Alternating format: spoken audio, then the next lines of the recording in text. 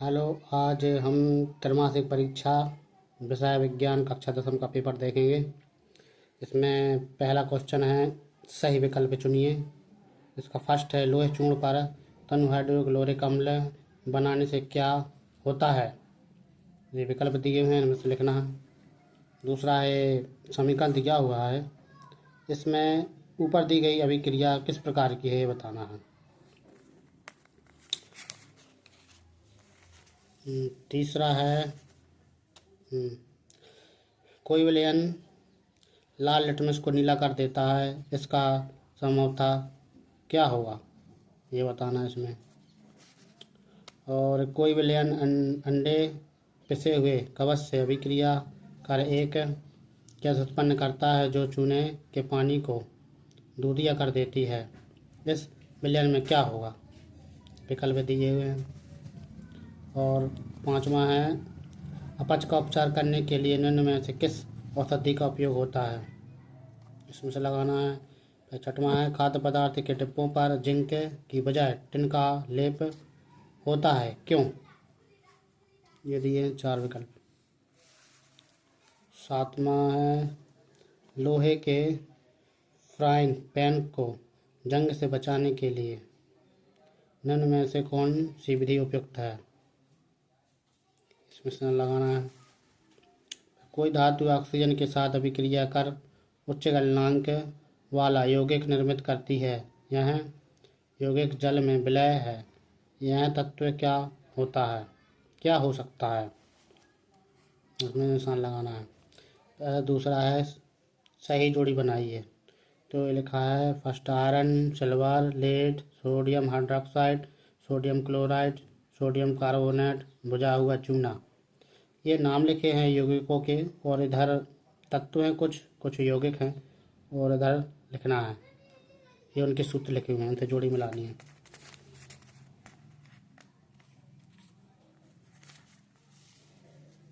ये के पीछे दिया है चूना पत्थर।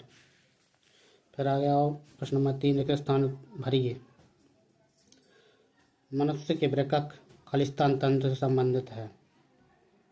दूसरा है, पादप में जल का वहन खलिस्तान द्वारा होता है। तीसरा है, मनुष्य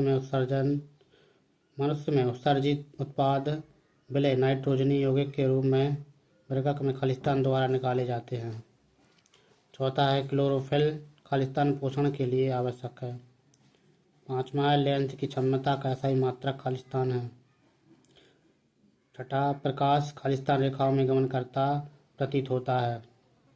निर्वात में प्रकाश खलिस्तान की अत्यधिक चाल से गमन करता है।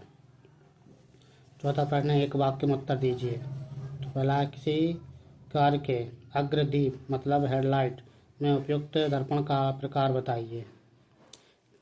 किसी शब्दकोश में पाए गए छोटे अक्षरों को पढ़ते समय आप कौन सा लेंस पसंद करेंगे।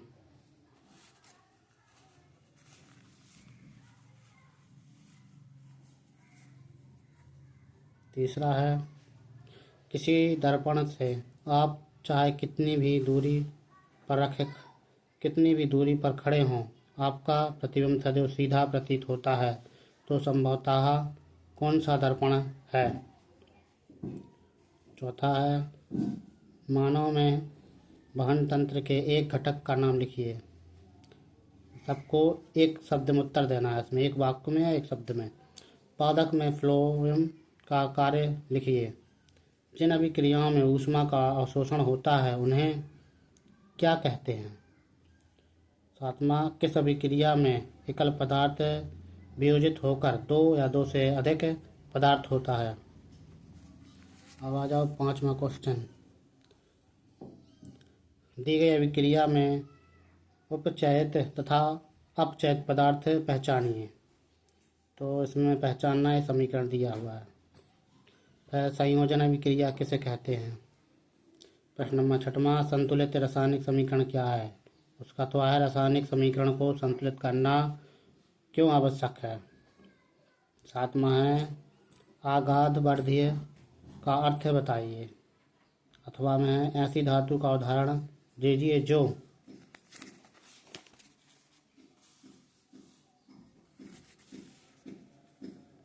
जो ऊष्मा की सबसे अच्छी चालक होती हो या ऊष्मा की कुचालक होती हो। 8वां है खनिज को परिभाषित कीजिए। इसका तो है 2 धातुओं के नाम लिखिए जो प्रकृति में मुक्त अवस्था में पाई जाती हैं। 9वां प्रश्न लोहे को जंग से बचाने के लिए 2 तरीके बताइए। अथवा में ऑक्सीजन और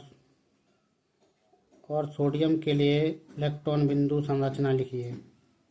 10वां है HCl NH3 विलयन जलीय विलयन में अम्लीय अभिलक्षण क्यों प्रदर्शित करते हैं। अथवा में अम्ल का जलीय विलयन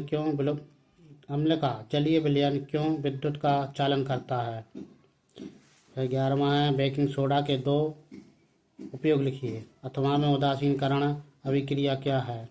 12वां क्वेश्चन ताजे दूध के pH का मान 6 होता है तो दही बन जाने पर इसके pH के मान में क्या परिवर्तन होगा।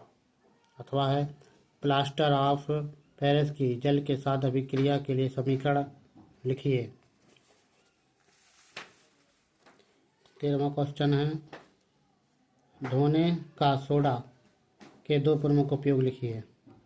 अथवा है सोडियम हाइड्रोजन कार्बोनेट के विलयन को गर्म करने पर क्या होगा। इस अभिक्रिया के लिए समीकरण लिखिए। 14वां है पाचक एंजाइमों का क्या कार्य है। अथवा हमारे आमाशय में अम्ल की भूमिका क्या है। 15वां क्वेश्चन है एक समतल दर्पण द्वारा उत्पन्न आवर्धन +1 है, इसका क्या अर्थ है। अथवा है उत्तल लेंस की फोकस दूरी ज्ञात कीजिए जिसकी क्षमता -2.0 d है। अवतल दर्पण के मुख्य फोकस की परिभाषा लिखिए। अथवा में उस दर्पण की फोकस दूरी ज्ञात कीजिए जिसकी वक्रता त्रिज्या 32 सेंटीमीटर है। 7वां क्वेश्चन है कोई अवतल दर्पण अपने सामने 10 सेंटीमीटर दूरी पर रखे किसी बिंब का 3 गुना आवर्धित वास्तविक प्रतिबिंब बनाता है। प्रतिबिंब दर्पण से कितनी दूरी पर है।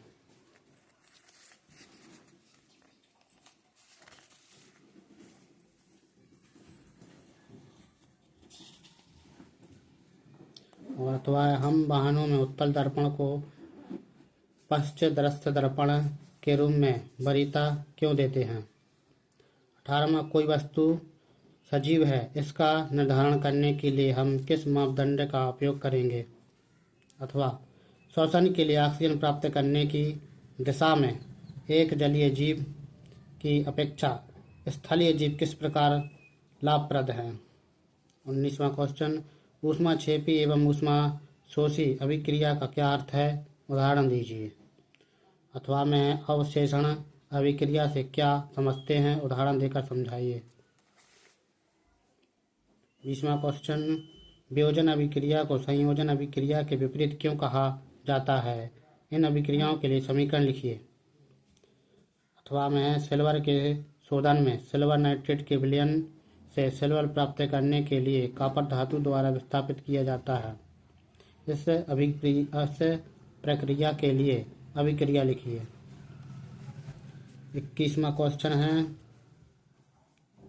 रासायनिक के गुणधर्मों के आधार पर धातुओं और अधातुओं में विभेद कीजिए।